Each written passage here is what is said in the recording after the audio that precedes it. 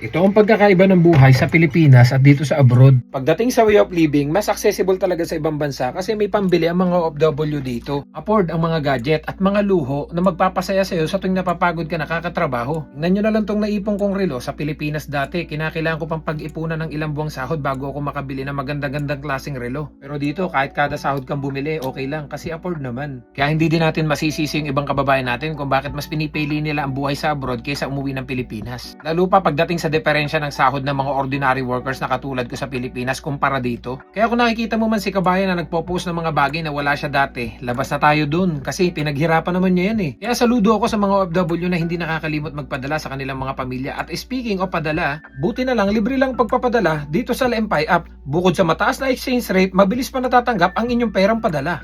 You can also get your 10% cashback when you use this promo code. Ang galing, di ba? Kaya kung ano man yung mga bagay na meron kami dito sa abroad, deserve naman siguro naming maging masaya. Kasi hindi din biro yung magtrabaho ka ng malayo sa pamilya.